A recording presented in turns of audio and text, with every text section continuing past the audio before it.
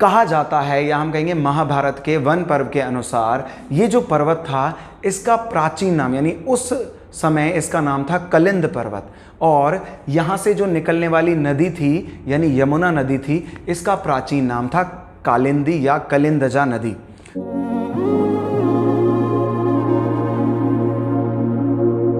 Hello friends, welcome है आपका हमारे यूट्यूब चैनल PRK एडुलाइटमेंट में। मेरा नाम है सलमान और मैं PRK स्टडी पॉइंट में एक सीनियर फैकल्टी हूँ।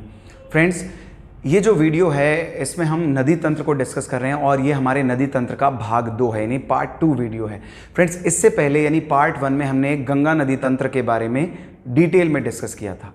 आज की इस वीडियो में हम यमुना नदी तंत्र को डिटेल में डिस्कस करेंगे। तो चलिए शुरू करते हैं इस वीडियो को।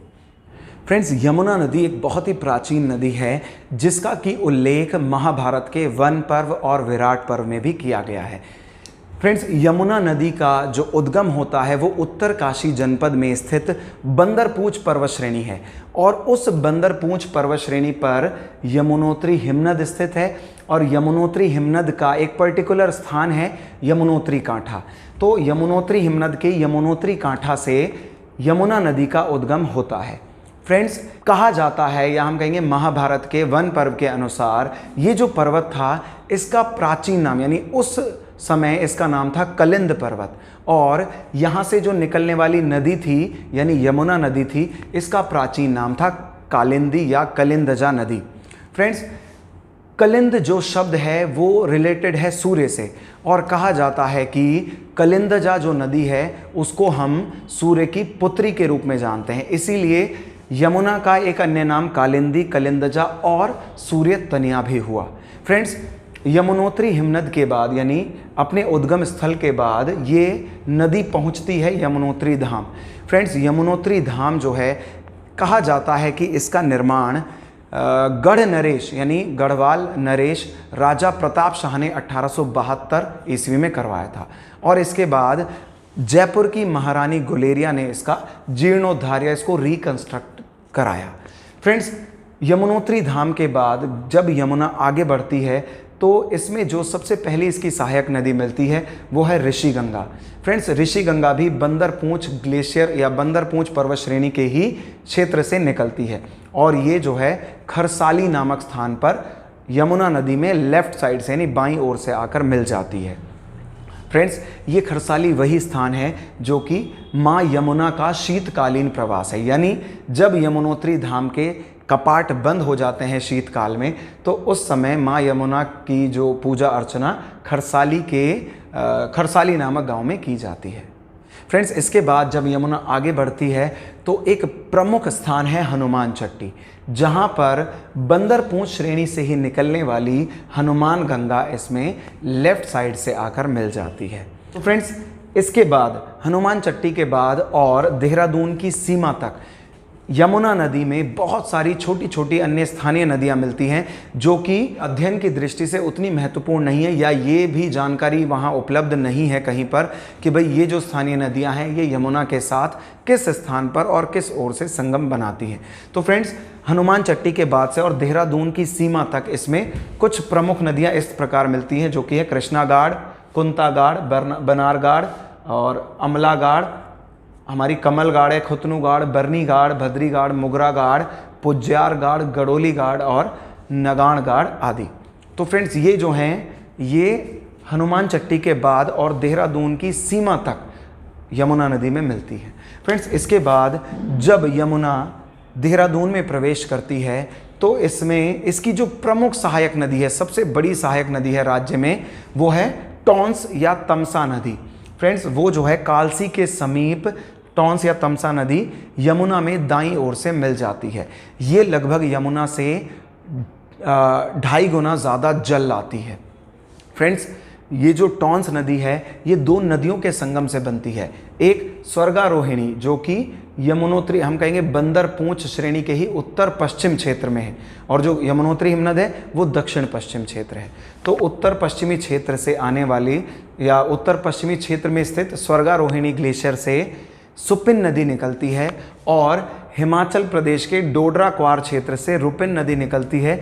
इन दोनों का संगम उत्तरकाशी के नेटवाड़ नामक स्थान पर होता है और यहीं से इन दोनों नदियों को टॉन्स के नाम से जाना जाता है।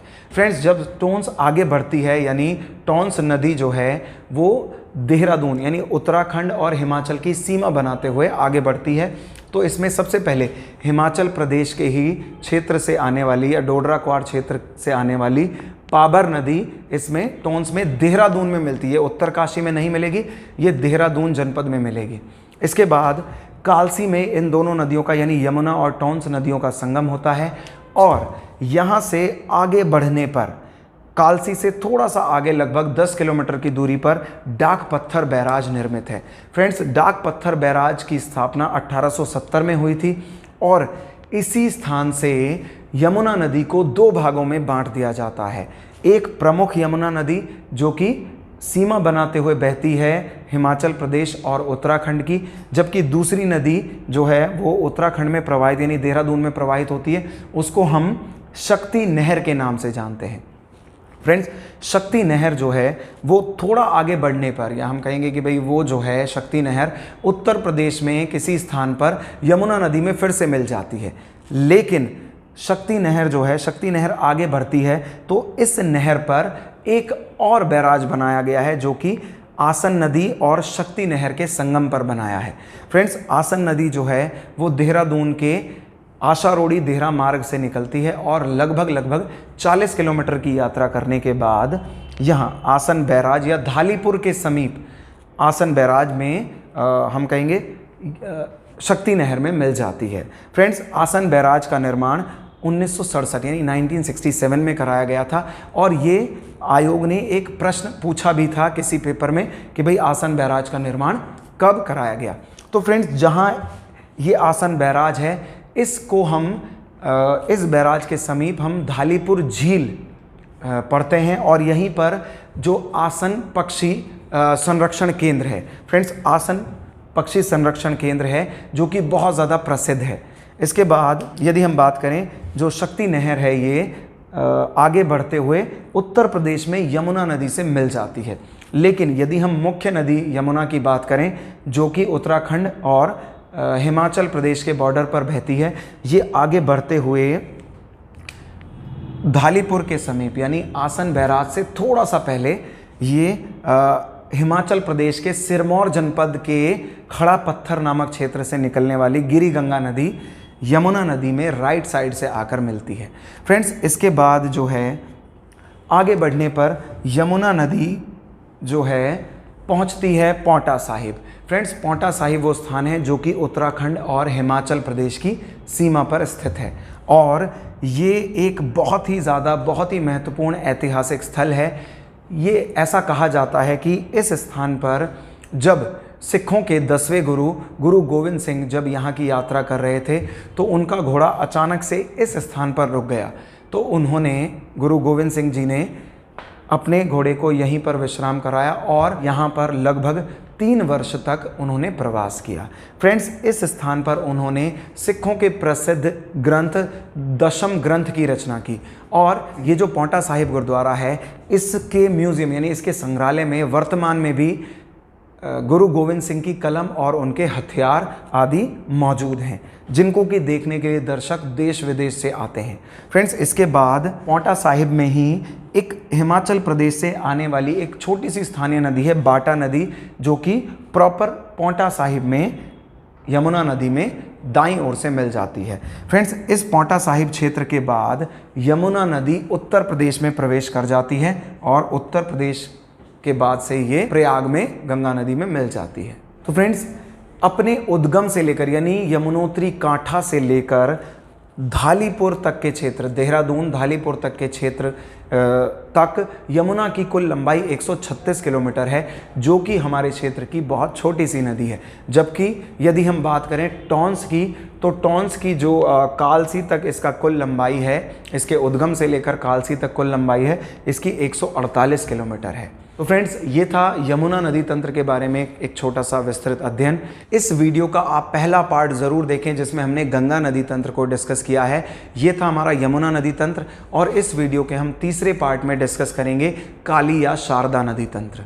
तो फ्रेंड्स, अगर आपको अच्छा लगता है, हमारा पढ़ाया और समझ आता है तो हमें लाइक, शेयर और सब्सक्राइब करें।